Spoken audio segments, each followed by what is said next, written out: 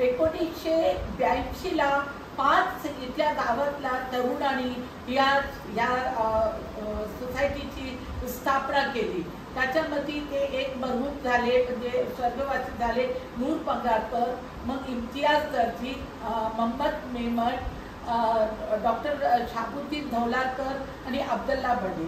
त्याच्यानंतर मग त्याला असं वाटलं की डॉक्टर उंद्रे ह्या गावातून शिकून एवढे मोठे डॉक्टर झाले, म्हणून त्यांनी त्याला त्यांची भेट घेतली आणि ह्या संस्थाचे जे प्रेसिडेंटशिप जी आहे ती त्यांच्या हातात दिली।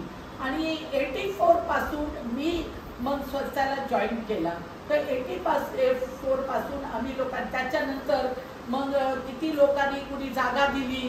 आमचे एक आताचे जे आमचे हे आहेत सदर आहेत या संस्थाचे, त्यांचं नाव दाऊद राऊत आहे, त्यांनी आपली जागा दिली, त्यांनी जॉईन केलं। मग एक मेंद्रीचे रशीद नझीरी साहेब, मग एक स्वर्गवासी अहमद साहब सोंडे वगैरे असे दिग्गज शिंदे आमच्या सोसायटीचे नेते होते।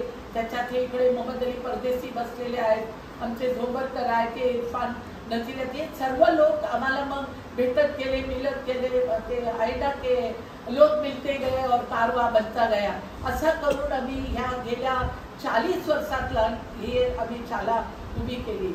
ही जे डिग्री कॉलेज आमचा जे आम्ही बनवलेलं आहे मुलींसाठी, असं इथल्या लोकांना आम्हाला वाटायला लागलं की आमची ही मुलं 10वी 11वी पर्यंत शिकून ती लोक बाहेर, मुलगे जे आहेत खास करून ते शिकायला बाहेर जातात, पुण्याला जातात किंवा मुंबईला जातात, पण मुली कुठे जातील आणि आमच्या मुली घोषणा करतात ते कुठे जाणार। म्हणून आम्ही ह्या बोरलीसारख्या जागात आजशी 25-26 वर्षापूर्वी आम्ही ही जी शाळा, ही डिग्री कॉलेज जी आहे मुलींची, प्रथम संबंध कोकणात आमची पहिलीच मुलीची डिग्री कॉलेज आम्ही उघडली।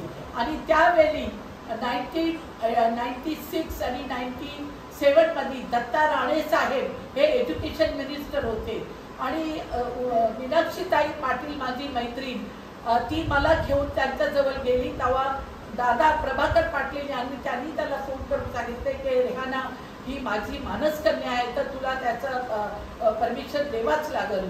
आणि आम्हाला विना अनुदानी ती डिग्री कॉलेजची परमिशन अशी भेटली। आणि उगीच तरी कोणाचं तरी नाव घ्यायचा की आणि कुठून माहिती नाही, हे जे आज जे लोक त्या लोकांनी शाळेमध्ये घुसवले आहेत ते आमच्या सोसायटीचे सदस्य सुद्धा नाही, ते मेंबर सुद्धा नाही आहेत। कुठून मुरुडशी काही मुद्दे आले आहेत आणि त्याच्यानंतर मुंबईवरून आलेले आहेत, मग गावातले आहेत, ज्यांना शिक्षणाबद्दल काही ठाऊक नाही आणि ते सदस्यही नाही। त्यांच्या बापदादांनी एक वीज सुद्धा आणून आमच्या स्वतःसाठी लावलेला नाही। हे आमच्या सोसायटीच्या मेंबर लोकांची मेहनत आहे। त्या लोकांनी कुणी पैशानी केली, कुणी काय केली।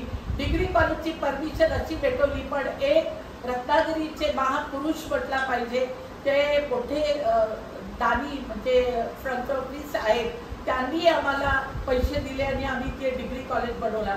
मग एक पुरुष इथे होते ईस्ट आफ्रिकाचे, त्यांनी मग एक साऊथ आफ्रिका मुस्तफा जाफर, आणि त्याच्यानंतर मग महमूद मुर्तुजा आणि अब्दुल रजाक मुर्तुजा, ह्या लोकांनी मग डिग्री कॉलेजच्या आतमध्ये आम्हाला लॅबोरेटरी पाहिजे, लायब्ररी पाहिजे, त्याचा खर्च त्यांनी उचलला।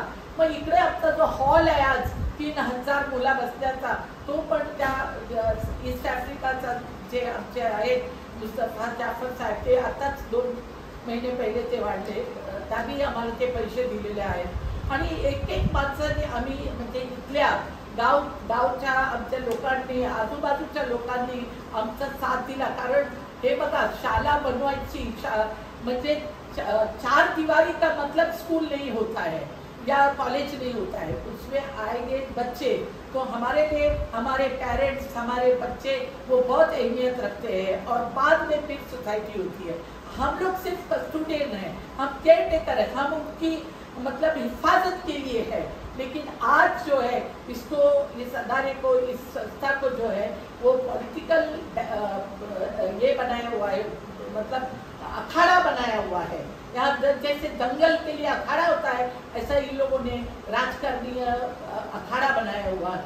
और ये कौन लोग हैं, कहाँ से आए, उनका तालीम से, एजुकेशन शिक्षा से कोई ताल्लुक नहीं है। और उन लोगों ने ये तमाशा इधर 2 महीने से, हमारा रमज़ान का महीना जब हम लोग ऐसा समझते की म्हणजे आमच्या घरी देव आम्हाला आमचा अल्लाह आम्हाला रोजी पाठवते, त्याच्यात 2 महिने इथं येऊन बसून त्या शाळेमध्ये झोपायचा, जेवायचा, सगळी घाण करून ठेवली आहे। म्हणजे असलं मी कुठेतरी मी कमीत कमी 40 कंट्रीज बघितलेल्या आहेत आणि पिटलेली आहे। मी तुम्हाला हे पण सांगते की मी मुंबई युनिव्हर्सिटीच्या अकॅडमिक काउन्सिलवरती 5 वर्ष, विमेन्स डेव्हलपमेंटवरती 5 वर्ष, national monitoring committee for minorities education 5 वर्ष, 15 वर्ष रायगड बँकची मी डायरेक्टर आणि 8 वर्ष कोकण मर्कंटाईलची डायरेक्टर आणि आता मी अंजुमन इस्लाम जी मुंबईला आहे त्याच्या गर्ल्स बोर्डची मी एक्झिक्युटिव्ह चेअरपर्सन आहे। माझ्या बोर्डवरती 15,000 मुली आहेत आणि आम्ही हे माझं आयुष्य ह्या एज्युकेशनमध्येच केला। आणि डॉक्टर मुंद्रानी रात नाही बघितली, दिवस नाही बघितला, काय नाही, म्हणजे त्याला तर लोक इंटरनॅशनल फकीर बोलायचे। त्यांचा असा व्यवहार होता की कुठून पण मी माझ्या वडिलांजवळ पैसे होते म्हणून मी मुंबईपासून घेऊन लंडनपर्यंत शिक्षण घ्यायला गेला, पण गावातली मुलं कुठे जातील? अहो आव्हाड साहेब, काहीतरी लाज आणि शरम ठेवा की हे तुम्ही काय बोलता, तुम्हाला माहिती नाही काय नाही। आम्हाला तरी फोन करून विचारायचा होता, ते 4 गुंडे तुमच्याजवळ गेले आणि तुम्ही त्या गुंड्यांचं ऐकून आमच्या शाळेला बदनाम करण्याचा हे प्रयत्न करता। नको करू, हे असं नको करू। मला असं वाटलं होता की तुम्ही ज्ञानी आणि MLA राहिलेले माणूस तुम्ही तरी ऐसा करना है, कम से कम आप तो ऐसा मतलब एजुकेशन को बर्बाद करने के लिए उनकी मदद करेंगे, ये मैंने कभी भी नहीं सोचा था। मुझे शर्म आती है ये सोच के और बोल के।